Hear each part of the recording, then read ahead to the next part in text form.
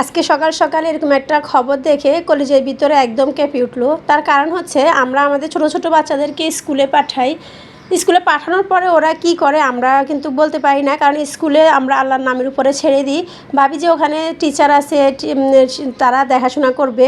কিন্তু এই বাচ্চাদেরকে দেখাশোনা করার বদলে যে আমরা কতটা বিপদের মুখে ফেলে দিচ্ছি এটাই তার বাস্তব প্রমাণ। একটা বাচ্চা টিফিন খেতে গিয়ে ওর গলার মধ্যে হয়তো বা দুষ্টামি করতে করতে মুখের মধ্যে একটা বোতলের মুখ দিয়ে দিয়েছে। আর ছোট বাচ্চা যেহেতু ওরা এগুলোই করবে, এটাই স্বাভাবিক। কিন্তু এটার জন্য অবশ্যই শিক্ষক শিক্ষিকাকে একটু কেয়ারফুল হতে হবে, বাচ্চাদের দিকে খেয়াল রাখতে হবে। তো বাচ্চাটা দুষ্টামি করতে করতে একটা মুহূর্তে বাচ্চাটার গলার ভিতরে মুখাটা চলে গিয়েছে। তো পাশে একজন শিক্ষিকা ছিল, তো উনি অন্য একটা ছাত্রের সাথে খোশ গল্পে মেতে আছেন। অন্য পাশের ছেলেরা কিন্তু ম্যাডামকে ডাকাডাকি করছে, কিন্তু ম্যাডামের কোনো এদিকে কোনো খেয়ালই নেই। ম্যাডাম ওই বাচ্চার সাথে গল্প করতে ব্যস্ত।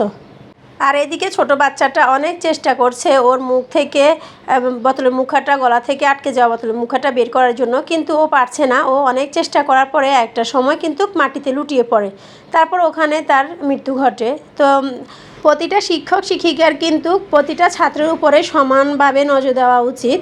যেহেতু ওরা ছোট, ক্লাসরুমে এমনিতে দুজন শিক্ষকের প্রয়োজন পড়ে, একজন বাচ্চাদেরকে দেখাশোনা করবে, অন্যজন পড়ালেখার বিষয়ে আলোচনা করবে। কিন্তু এটা তো হয় না।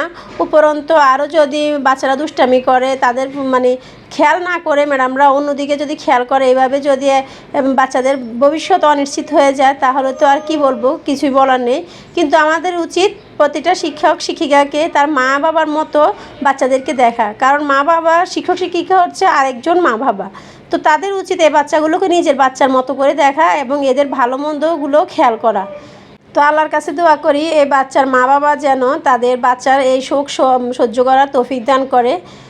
আর প্রতিটা শিক্ষক শিক্ষিকাকে বলবো, আপনারা প্লিজ বাচ্চাদের উপরে একটু খেয়াল রাখবেন।